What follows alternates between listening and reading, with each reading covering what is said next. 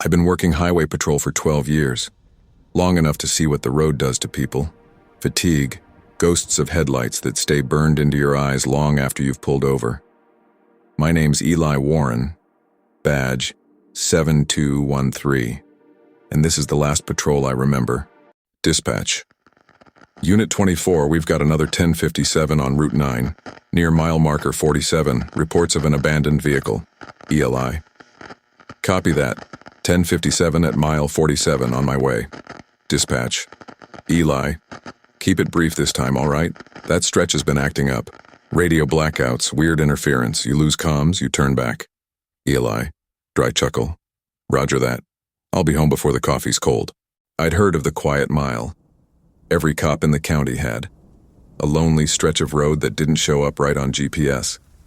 Drivers said radios died there. Engines too. Some claimed they'd hear voices through the static, calling their names. I didn't believe any of that. Until that night. I passed the marker for mile 46. Fog came down like a curtain. Thick, white, alive somehow. The signal on my radio dropped to nothing. I flicked the dash cam on, habit more than anything. The screen glitched once, then froze. Frame stuck on a blur of headlights. That's when I saw it on a car on the shoulder. Engine off, driver door open, license plate D5734. Same plate from a missing person bulletin, filed 3 years ago. I called out, "Highway patrol? Anyone here?" Nothing. Just whine through the pines.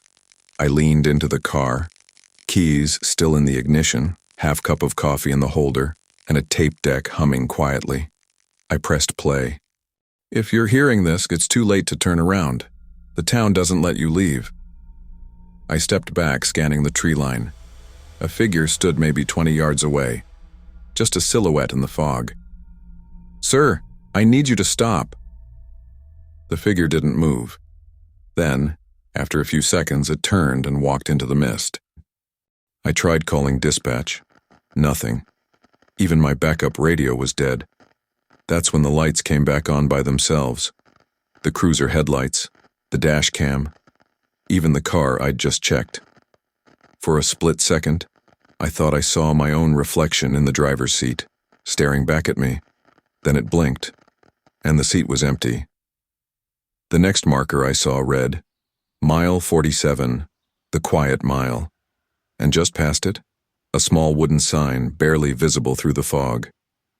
"Welcome to Dresden Falls, population 214. The town wasn't supposed to exist anymore. The fire wiped it off the map 10 years ago. But that night, the lights were on, and someone was waiting for me at the end of the road. I slowed the cruiser and killed the headlights. The fog was starting to thin just enough for me to see the outline of houses ahead. Wooden porches, pale yellow streetlights, a water tower that still had the town's name painted on the side. Everything looked normal, too normal. I checked my radio again. Dead.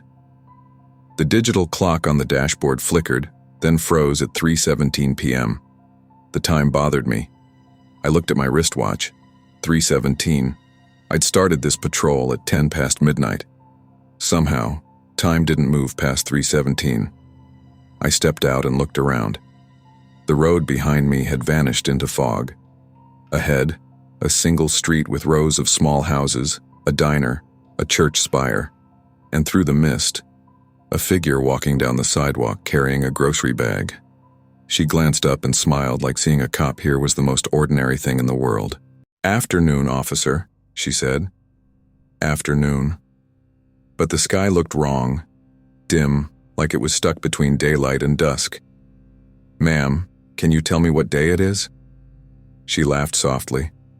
"It's Tuesday, of course, always Tuesday." The way she said it, like it was the only answer she'd ever known, made the hair rise on my neck. I watched her walk away, turning into the fog until her outline faded completely. I crossed over to the diner, Millie's place. Neon sign flickering. Bell above the door jingled when I stepped in. The smell of coffee, bacon grease, everything too crisp, like a snapshot from another decade. A man behind the counter looked up from polishing a glass. "Haven't seen you in a while, Sheriff," he said. "I'm not the sheriff," I replied. He frowned slightly. "You sure about that?" I looked at the uniform hanging on the wall behind him. Badge pinned to the chest read, E. Warren, Sheriff, the same name as mine. "What year is it?" I asked. The man's hand froze mid-wipe. 2008, he said slowly. "Same as it's always been." My chest went tight. 2008, the year Dresden Falls burned. I left the diner and stepped out into the street. The fog had lifted enough to reveal the water tower on the hill, Dresden Falls Volunteer Fire Department. I remembered reading about that fire in training. A propane tanker overturned, explosion took out half the town. No survivors. But the people here, they were alive, smiling, living the same moment over and over. I found the sheriff's office near the town hall. Inside, dusty, papers yellowed, a typewriter sitting on the desk, and pinned to the corkboard, missing person files. One of them had my photo on it. Officer Eli Warren, presumed dead, last seen near mile marker 47. Date filed, October 12th, 2008. My hands shook. I tried to call dispatch again, but the radio only hissed. Then a voice cut through the static. Faint, broken, familiar. "Eli, leave before dark." I turned toward the window.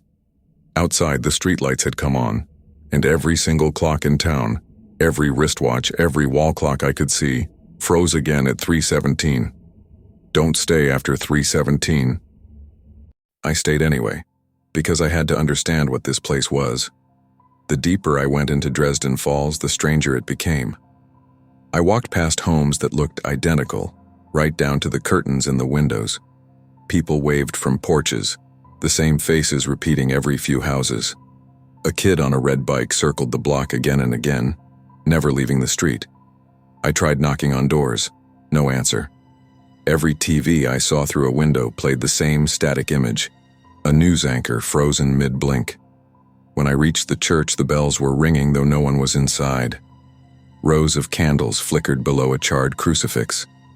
I found a stack of cassette tapes near the altar. Old sheriff's logs. I played one on my portable recorder. Day 42 still can't get out. Roads loop back. The townsfolk don't notice. It's like time stops at 3:17. I think I've seen myself twice now. The voice on the tape sounded like mine. Same tone, same inflection. I felt my stomach drop. I left the church and followed the road out of town, or what I thought was out. But every turn led me back to the same sign. Welcome to Dresden Falls. Fog pressed close again, and the air smelled faintly of smoke. Old fire, buried deep. I reached a burned-out house near the woods. The ground was blackened, but the basement was still intact.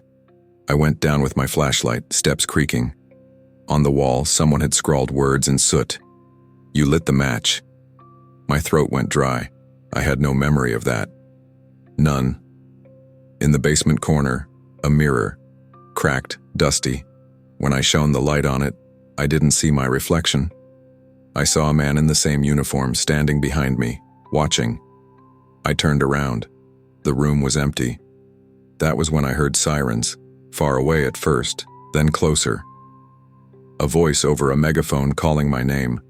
"Eli Warren, step away from the vehicle." But I wasn't near any car. The sound came from the woods. I followed the sirens until I reached the edge of the forest, and there, half buried in the dirt, was a crushed police cruiser. Mine. The same license plate, same cracked tail light.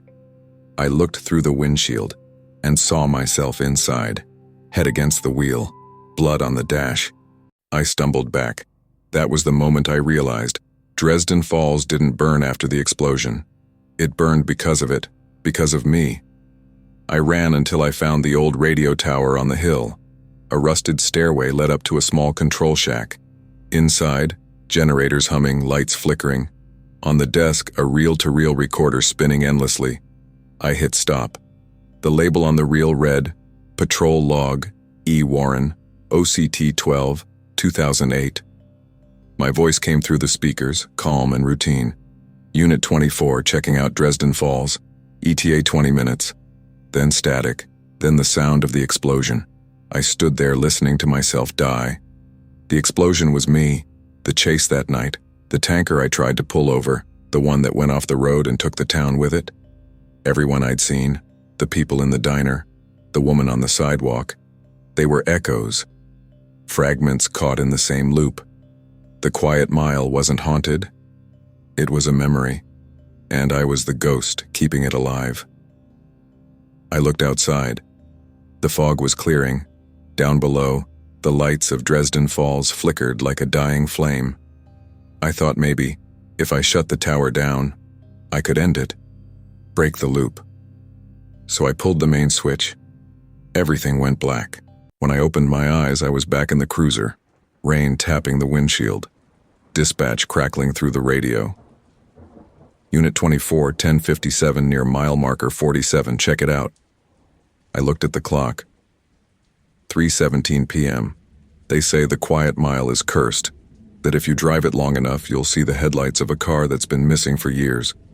Sometimes, they say, a voice answers dispatch calls that shouldn't exist anymore. Calm, professional, badge number 7213. I know they still hear me, because I still answer. Unit 24 responding, on my way.